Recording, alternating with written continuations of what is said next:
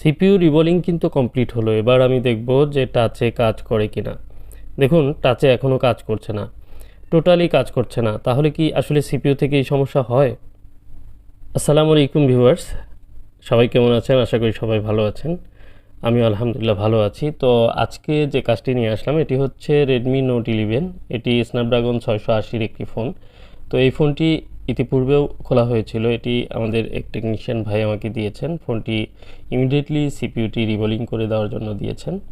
তো আমি ওনাকে প্রশ্ন করেছিলাম যে কি প্রবলেম। উনি বলল যে এটি আপডেট দেওয়ার পরে টাচে কাজ করছে না, এটি সিপিইউটি রিবোলিং করতে হবে, আপনি একটু রিবোলিং করে দেন। তো যা হোক, আমি কথা না বাড়িয়ে সরাসরি রিবোলিংয়ের উদ্দেশ্যে ফোনটি খুলছি। আর ফোনটি ইতিপূর্বেই খোলা হয়েছিল এবং কি ফিঙ্গারপ্রিন্টের যে রেবনটি সেটি ছেঁড়া রয়েছে। এটি ইতিপূর্বে হয়তো খুলে ডিসপ্লে দিয়ে হয়তো চেক করা হয়েছে ফোনটি, তবুও টাচে কাজ করছে না। তো সব মিলিয়ে আমার মনে হচ্ছে যে এটি আসলে কোথা থেকে প্রবলেম আমি দেখব। কারণ হচ্ছে যে এই ধরনের ফোনে সাধারণত টাচ ইস্যু এখনও আসেনি অ্যাভেলেবল। আপনাদের আমি মাঝে মাঝে অবগত করে থাকি যে ধরনের প্রবলেমগুলো কমন হয়, মাঝে মাঝে এই প্রবলেমগুলো আমরা পেয়ে থাকি, সেগুলো কিন্তু ভিডিওর মাধ্যমে শেয়ার করে থাকি যে এই প্রবলেমগুলো, এই ফোনগুলো এই জায়গা থেকে প্রবলেম হচ্ছে। তো এই ফোনটিতে আসলে তেমন কোনো প্রবলেম আমি পাইনি, কারণ এটি খুবই কুলিং একটি প্রসেসর। এই প্রসেসরটি এখনও অ্যাভেলেবল প্রবলেম আমরা ফেস করিনি। এটি হচ্ছে স্ন্যাপড্রাগন 680। দেখুন এটির যে থার্মাল পেস্ট এখনও কিন্তু শুকিয়ে যায়নি। তো এটি আমি যথাস্থানে রেখে দিলাম, পরবর্তীতে কাজে আসবে। তো আমি একটু সিপিইউটি রিবোলিং করব, যেহেতু সিপিইউ রিবোলিংয়ের কথা উনি আমাকে বলেছেন। আর পাশাপাশি উনি জানিয়েছেন আপডেট দেওয়ার পর থেকেই টাচে কাজ করছে না। তো চেষ্টা করব যে আসলে এটি সিপিইউ রিবোলিংয়ের মাধ্যমেই সলভ হয় কি না সেই বিষয়টি আপনাদের জানাবো, বা আদৌ কি কোথা থেকে প্রবলেমটি হচ্ছে। দেখুন এটি হচ্ছে SM6225। তো এই ফোনটির যে প্রসেসরটি রয়েছে এটি খুবই সেফলি আমাকে রিমুভ করে নিতে হবে। আর এটি কোনো ধরনের স্টিলের শেল কাটিং ছাড়াই আমি রিমুভ করে এটি রিবোলিং করে আবার ইনস্টল করব। আর এই সিপিইউগুলো রিভলভ করার সময় অবশ্যই আপনাকে সতর্ক থাকতে হবে যেন ফোন যেহেতু রানিং আছে, ফোনের কোনো ধরনের যেন ক্ষয়ক্ষতি না হয় সেই বিষয়কে খেয়াল করে আমাদের কাজ করতে হয়। আর দেখুন সুন্দরভাবে সিপিইউটি রিমুভ হয়েছে এবং কি আমি খুব সুন্দরভাবে ক্লিন করে এই প্রসেসরটি আবার রিভলভ করে ইনস্টল করে দেব। তো একটি সিপিইউ যখন আমরা রিভলভ করি বা একটি প্রসেসর যখন আমরা রিমুভ করে রিভলভ করি, সেটি করার আগে আমরা অনেক কিছু চেক করতে পারি। বাট যারা হ্যান্ড স্কিল যাদের ভালো রয়েছে তারা কিন্তু খুব অল্প সময়ের ভিতরে একটি প্রসেসর রিবোলিং নিখুঁতভাবে করে ফেলতে পারেন। আর একটি প্রসেসর রিবোলিং করে নতুন করে ইনস্টল করলে এই ফোনটির জন্য কিন্তু কোনো খারাপ কিছু না, বরঞ্চ ভালো কিছু। কারণ হচ্ছে যে একটি প্রসেসর যখন হিট হয়, ধীরে ধীরে চলতে থাকে, তখন কিন্তু প্রসেসরটি খারাপ হওয়ার চান্স থাকে, বলগুলো আস্তে আস্তে ডাই হয়ে যায়। তো দেখুন আমি অলরেডি রিবোলিং করে নিয়েছি। এটির রিবোলিং যে স্টেনসিল সেটি আমার কাছে না থাকায় এই মুহূর্তে আমি সেটি মাস্টার প্লেট দিয়েই কিন্তু রিবোলিং করে নিলাম। আর খুব সুন্দর এবং নিখুঁতভাবে রিবোলিং হয়েছে। আমি বলগুলো একটু সোল্ডারিং করে এরপর ইনস্টল করে দেব। আসলে সিপিইউ রিবোলিং করা তেমন কোনো বড় ব্যাপার না, কিন্তু একটি প্রসেসর খুব নিখুঁতভাবে রিভলভ করে ফোনটিকে ইনস্টল করা এবং ফোনটি ঠিক আগের কন্ডিশনে রাখাটি কিন্তু একটি বড় ব্যাপার। কারণ অনেকে আছেন যে প্রসেসর রিবোলিং করেন, পরবর্তীতে বিভিন্ন সমস্যা দেখা দেয়, সেখানে বুঝতে হবে যে অনেক প্রবলেম থাকতে পারে বা প্রবলেম নতুন করে সৃষ্টি হতে পারে। তো আমরা যখন একটি প্রসেসরে কাজ করব তখন আমাদেরকে খুব সূক্ষ্ম সুন্দরভাবে যদি সেটি করা যায়, তাহলে সেই ফোনটির জন্য কিন্তু নতুন একটি মাত্রা যোগ করবে। তো যা হোক, আমি এবার স্টিলের শেলটি লাগিয়ে নিব। আর আমার প্রবলেমটি সলভ হয়ে গেলে সরাসরি আমি ফোনটি ফিটিং করে ফেলবো। আমি ডিসপ্লে প্যানেলে লাগিয়ে প্রথমে আমি চেক করে নেব যে আমার টাচের যে প্রবলেমটি ছিল সেটি কাজ করছে কি না। তো ভিডিওটি ভালো লাগলে অবশ্যই একটি লাইক করে আসবেন। আর সেই সাথে চ্যানেলটি যারা এখনও সাবস্ক্রাইব করেনি অবশ্যই সাবস্ক্রাইব করে রাখবেন। দেখুন ফোনটি অন হয়ে গেছে। তো বাকি ক্যামেরাগুলো আমি লাগিয়ে নিচ্ছি, কারণ অন হওয়ার পরে সম্পূর্ণ বিষয়গুলো চেক করতে হবে।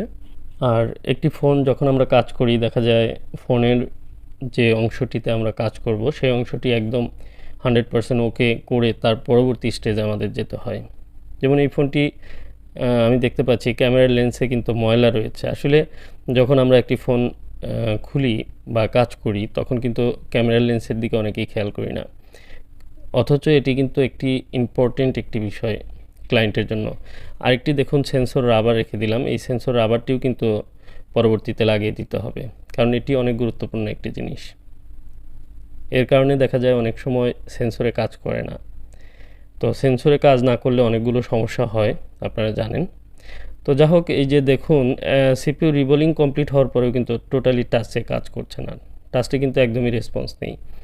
তো যেহেতু এই ফোনটি উনি যে ইনফরমেশন দিয়েছে আসলে একটি ক্লায়েন্টের ইনফরমেশনের উপরে কিন্তু আমাদের অনেকগুলো বিষয় লক্ষ্য করে কাজ করতে হয়। তো ওনার ইনফরমেশন ছিল এরকম যে আপডেট দেওয়ার পর থেকেই টাচে কাজ করছে না, এবং কি নতুন টাচ ডিসপ্লে লাগিয়ে চেক করেছে, তাতেও কোনো রেজাল্ট আসেনি। আর যেহেতু একজন টেকনিশিয়ান ভাই আমাকে দিয়েছে, সেহেতু অবশ্যই আমার ধারণা উনি নিজে ভালোভাবে চেক করেছে। কিন্তু দেখুন আমি এখানে একটু প্রবলেম পেয়েছি। এখানে যে ডিসপ্লে কানেক্টরটি রয়েছে, এই কানেক্টরটির মধ্যে মনে হচ্ছে যে একটু লিকুইড গিয়েছিল। অনেক সময় এ ধরনের প্রবলেমের কারণে কিন্তু টাচে কাজ করে না, আর এটি একটি বড় কারণ হতে পারে টাচ কাজ না করার কারণ হচ্ছে দেখুন এখানে যখন একটু পানি যাবে বা যে কোনো ধরনের লিকুইড যাবে তখন সেখানে একটি কার্বন তৈরি হবে, আর সে কারণে এখানে যে টাচের যে লাইনগুলো এগুলোর রেজিস্ট্যান্স বা ভ্যালু চেঞ্জ হয়ে গেলে কিন্তু টাচে কাজ করবে না। এটি একটি বড় প্রবলেম হতে পারে। তো সামান্য কার্বন যদিও, তো দেখুন তারপরেও টাচে কাজ করছে না। তো আমি যেহেতু একটি ড্যামেজের লক্ষণ পেয়েছি, অবশ্যই আমি নিচেও চেক করব। সবগুলো কানেক্টর আমাকে চেক করতে হবে, এবং সবগুলো কানেক্টর আমার কাছে মনে হচ্ছে যে 2টি বা 3টি লাইন আর কি একটু কার্বন পড়া, যেগুলো টাচের লাইন। আর এ ধরনের অনেক সামান্যতম কার্বনের কারণেই কিন্তু দেখা যায় যে টাচে কাজ করে না। তো এটি আমার কাছে সবচেয়ে বেশি ইম্পর্টেন্ট আমার মনে হচ্ছে, যে কারণে আমি এটি সোল্ডারিং করে দিচ্ছি।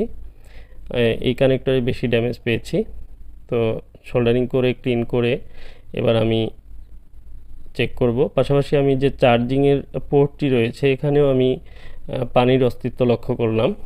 তো এই ধরনের ড্যামেজগুলো আমরা খেয়াল করব সবসময়।